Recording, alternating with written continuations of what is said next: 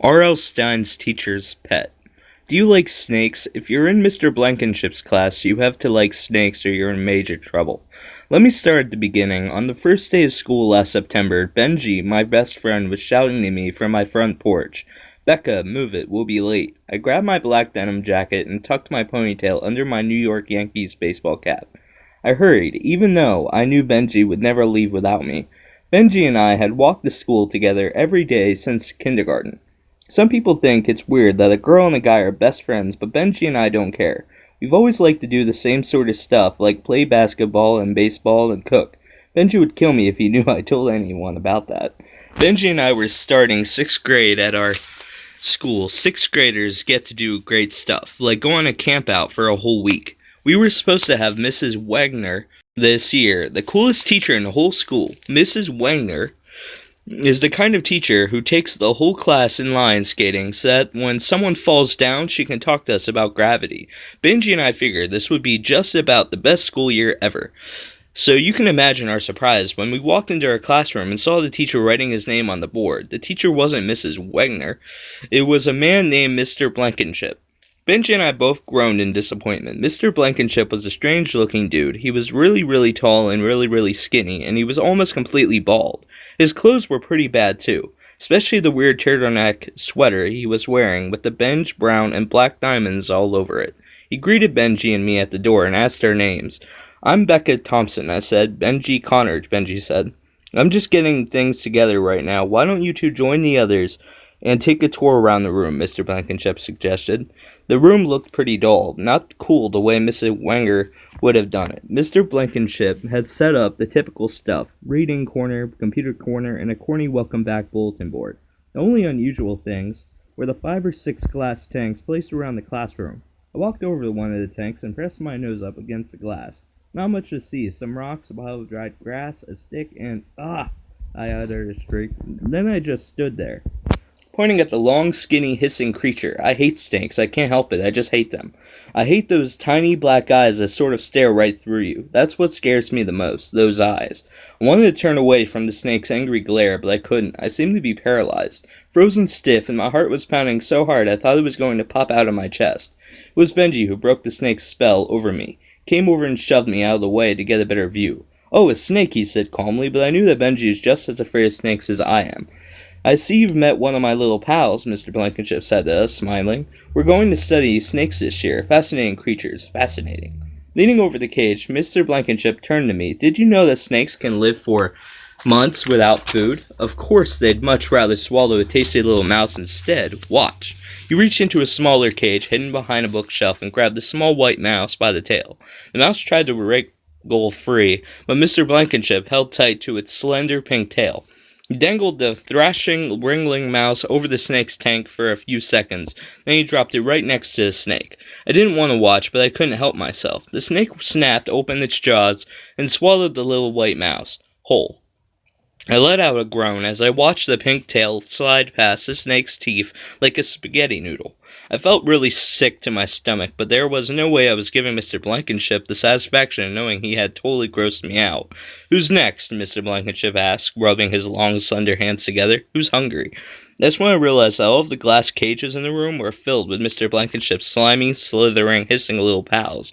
Benji and I tried to like Mr. Blankenship's class, but it wasn't easy. For one thing, he kept adding more and more snakes. Soon one entire wall was filled with glass tanks. The snakes slithered silently, the black eyes following Mr. Blankenship.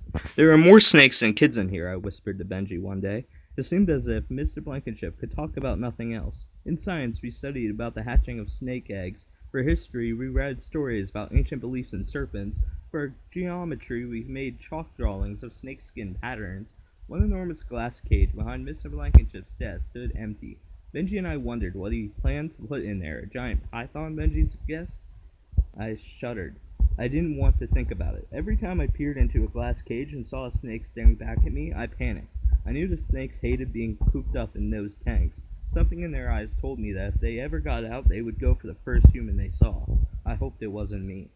One night I was lying in bed, trying to get to sleep. Pale moonlight washed over my room from the open window. I saw a shadow move against the wall. Uttering a frightened gasp, I clicked on my bed table lamp and saw a snake slithering out of my backpack on the floor. How had it escaped from its tank? How had it crept into my backpack? Frozen in terror, I watched it slither over my shag rug, making its way to my bed. I screamed and forced myself to sit up. I tried to scramble away, but I felt something warm and dry curl around my arm. I was making this weird gasping sound. I felt something like a rope tightening around my ankle. Another snake slithered over my pillow.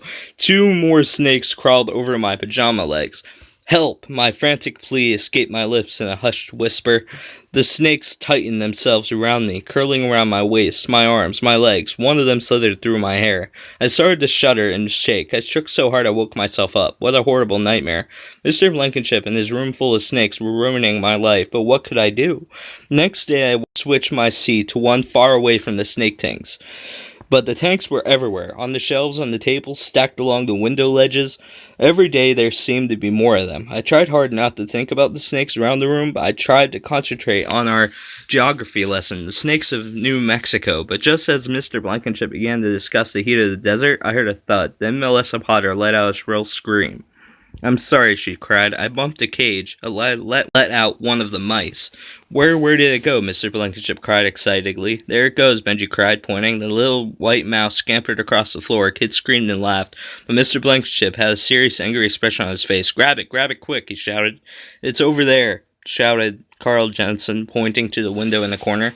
Mr. Blankenship always left that window open so his snake pals could get fresh air. Mr. Blankenship dived across the room. The mouse scuttled onto the window ledge. Mr. Blankenship grabbed for the tail, missed. The mouse vanished out of the window. Our teacher turned beet red. Even the top of his bald head was red. Now look what you've done, he screamed at Melissa. You let a perfectly good snake dinner get away. You will all have to be taught to be more careful, Mr. Blankenship bellowed. Perhaps an extra homework assignment will help you remember.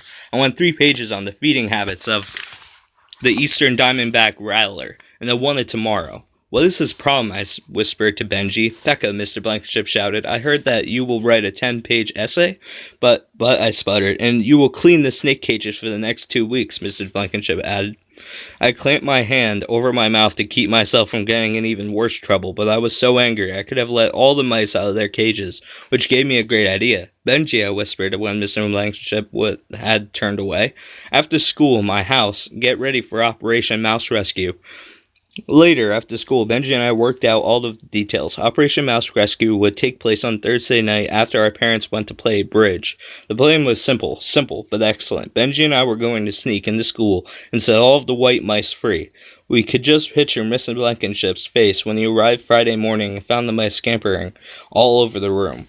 Thursday seemed to stretch on forever. I barely heard a word Mr. Blankenship said. I was too busy watching the clock, waiting for the bell to ring. I know I ate dinner with my family, but don't ask me what we had. All I could think about was Operation Mouse Rescue. Finally, my parents said goodbye, left all the right phone numbers, and drove off to the bridge tournament.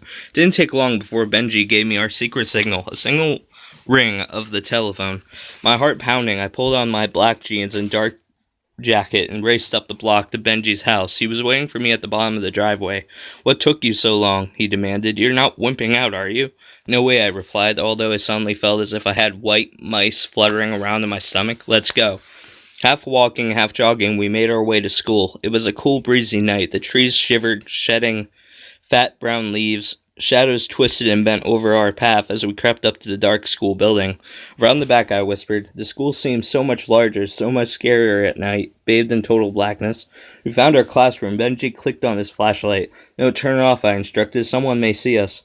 He obediently clicked off the light. We spotted the open window, the window in the corner that Mr. Blankenship always leaves open. My hands felt cold and wet as I grabbed the stone window ledge and pulled myself up. Inside the room, I turned and helped hold Benji in. It's so dark, he whispered, huddling close to me. Can't we turn on the flashlights? Okay, I whispered back, but keep the light down on the floor. Our circles of yellow light swept over the floor. Slowly, we made our way to the table that held the mice cages. The floorboards creaked under our sneakers. I glanced nervously around the room. Tiny lights flickered in the blackness. It took me a long moment to realize they weren't lights. They were glowing snake eyes.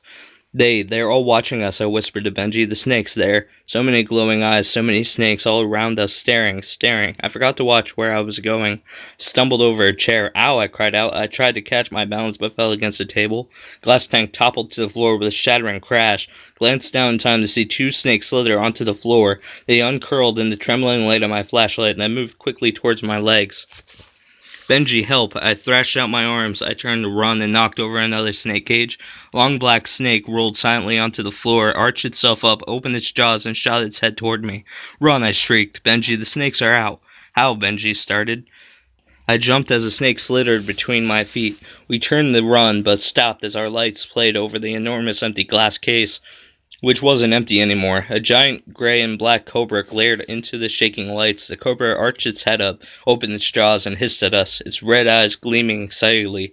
When did that snake get in there? I asked myself. The cage was empty this afternoon. Run, I stammered, grabbing Benji's shoulder, but neither of us could move. We stood staring in frozen horror as the enormous cobra rose up, lifted itself up out of the cage, stood over us at least 6 feet tall, its eyes glowing, thick tongue flickering across its open jaws, and as it rose up, its skin shifted and stretched. Its head tilted up, its body grew wide, grew arms, legs, and we recognized him. We saw him. We knew him.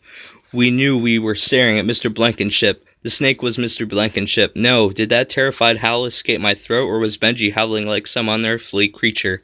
I only knew that we turned and ran, dived out through the open window into the dark night, and kept running till we were safe at home. Safe from snakes, safe from the biggest snake, Mr. Blankenship, but safe for how long? Safe till we had to return to school the next morning? Trembling with fright, Benji and I hesitated at the classroom door on Friday morning. What would Mr. Blankenship do to us now that we knew his horrible secret? What would he say? He smiled as Benji and I entered and didn't say a word. The day went by like any other day. He didn't say a word about what had happened the night before, till the final bell rang. That afternoon, he dismissed the rest of the class and turned to Benji and me. I want you two to stay, he said sternly, moved quickly to block the doorway. We were alone with him now. He closed the door and moved toward us, rubbing his slender hands together, his dark eyes glowing excitedly. Mr. Blankenship isn't such a bad guy. He made us a deal. He said he wouldn't tell anyone we broke into this school, and he promised not to harm us as long as we didn't tell anyone his secret. Of course, Benji and I quickly agreed. Just one part of the deal that I hate. We have to bring in white mice and feed him every afternoon. Really hate the way the mice wriggle and squirm as I hold them up by their pink tails. But what choice do I have? A deal's a deal. Here you go, Mr. Blankenship. Open wide.